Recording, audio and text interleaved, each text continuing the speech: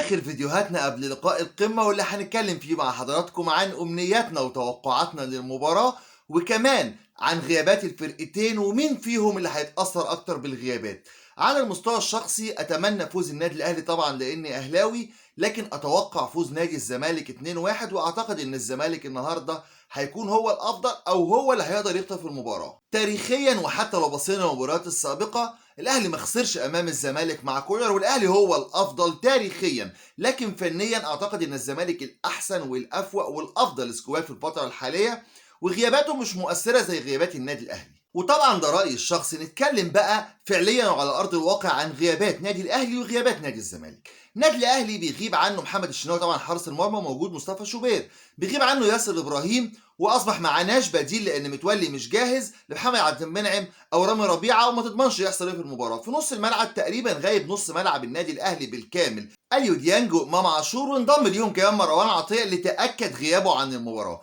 كمان جناحين النادي الاهلي الاساسيين اللي هم بيرسي تاو وحسين الشحات الاثنين غايبين عن المباراه. ورجع وانضم رسميا لقائمه النادي الاهلي علي معلول الباك الشمال ومحمد هاني الباك اليمين. هاني ما اعتقدش هيلعب، لكن علي معلول من المؤكد هيكون له دور. نروح بقى لنادي الزمالك. الزمالك غايب عنه الحارس محمد صبحي، لكن طبعا موجود واللي بياخد دلوقتي هو عواد، وغايب كمان الونش وهو واحد من اهم اللاعبين في نادي الزمالك، وكمان عبد الشافي ناحيه الشمال.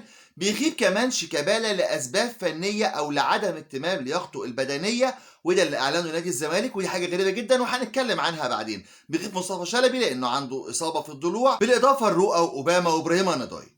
كل اللي قلتهم في الزمالك او الغايبين دول المؤثر فيهم كروح وكباور للعيبه وكخبره في الملعب هو شيكابالا. اما الباقيين فاعتقد ما كانش لهم دور في الفتره الاخيره، حتى المصابين اللي غايبين بقى لهم فتره. عشان كده بقول ان الزمالك غياباته تاثيرها اقل على الفرقه، واعتقد ان الشق الهجومي في نادي الزمالك هيكون اقوى في المباراه دي، لان عنده احمد سيد زيزو وعبد الله السعيد وناصر ماهر، ومعاهم في راس الحربه غالبا اكينولا وممكن سيف الدين الجزيري. نتمنى تطلع مباراة جيدة ونستمتع بيها، ونتمنى ان شاء الله النادي الاهلي يفوز، لكن زي ما قلت لحضراتكم متوقع الزمالك يفوز بنتيجة 2-1.